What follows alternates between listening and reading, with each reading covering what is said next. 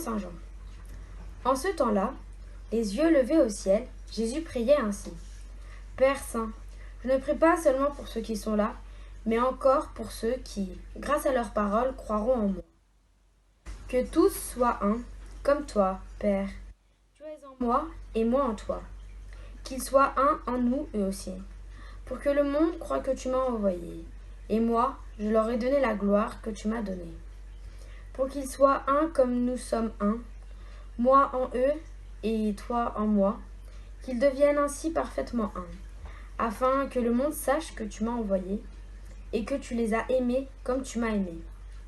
Père, ce que tu m'as donné, je veux que là où je suis, ils soient eux aussi avec moi et qu'ils contemplent ma gloire, celle que tu m'as donnée, parce que tu m'as aimé avant la fondation du monde. Père juste, le monde ne t'a pas connu, mais moi je t'ai connu, et ceux-ci ont reconnu que tu m'as envoyé. Je leur ai fait connaître ton nom, et je le ferai connaître, pour que l'amour dont tu m'as aimé soit en eux, et que moi aussi je sois en eux.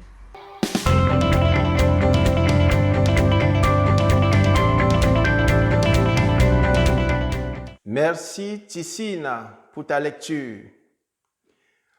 Dans sa prière que nous venons d'entendre, Jésus pense à ceux qui viendront individuellement écouter la prédication des apôtres et qui, par la suite, vont rejoindre la communauté des disciples afin de s'investir pour l'Église.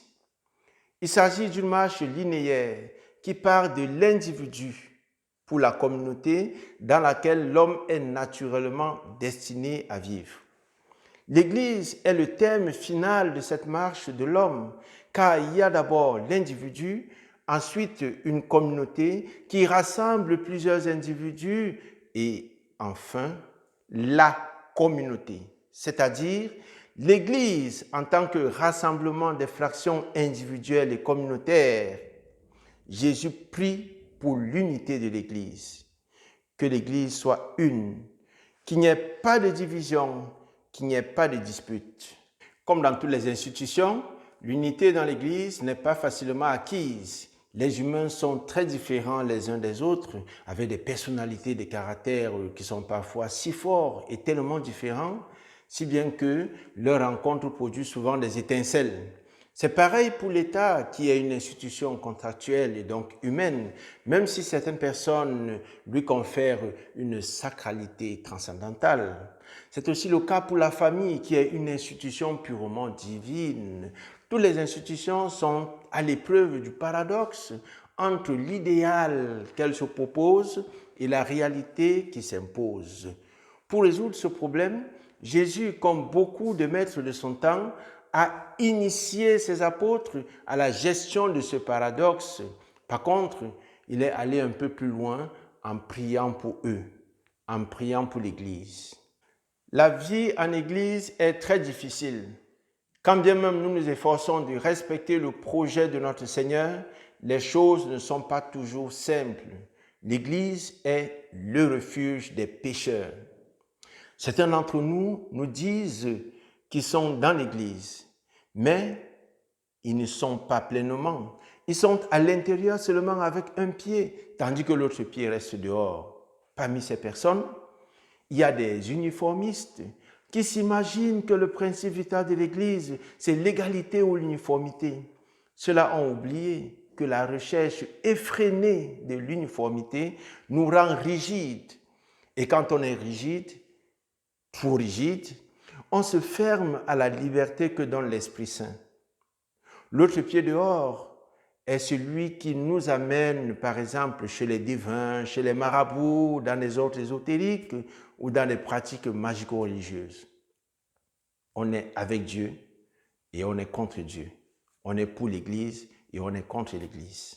Il y a aussi des croyants qui font un chantage permanent à l'Église. Ils n'ont apparemment rien à apprendre de l'Église. Ils savent tout, comprennent tout, perçoivent tout mieux que tout le monde. Leur appartenance à l'Église est partielle. Eux aussi ont un pied en dehors de l'Église. Ils louent l'Église quand les choses les arrangent, mais la critiquent violemment lorsque les choses ne vont pas dans leur sens à eux. Ils le font dans l'unique but de prouver que c'est eux les meilleurs. En plus, au lieu de prier pour les pécheurs, ils crient au scandale, alors qu'ils scandalisent aussi les autres croyants. Ils cherchent une alternative parce qu'ils ne partagent pas le sens commun de l'Église. L'autre groupe est celui de ceux qui privatisent la vie ecclésiale. Leur présence à l'Église est liée à leur avantage personnel. Ils ramènent tout au pronom personnel. Mon Dieu, ma vie, ma place, ma voix. Même la Sainte Communion ne leur suggère pas l'union des cœurs. Au contraire, la Sainte Communion est pour eux comme un comprimé spirituel qu'on avale pour sanctifier sa vie. Ils ont horreur de tout ce qui est communautaire. Ceux-là vont à l'église, mais pour leur avantage personnel, ils finissent par faire des affaires avec l'église. Nous comprenons ainsi à la fois que le progrès dans l'unité des chrétiens suppose que nous fassions des efforts, que nous menions des actions, que nous soyons engagés dans le chemin. Ce chemin, et en même temps, nous comprenons que sa réalisation dépend essentiellement de notre conversion profonde à l'amour trinitaire qui unit le Père et le Fils et dont nous sommes rendus participants par le baptême.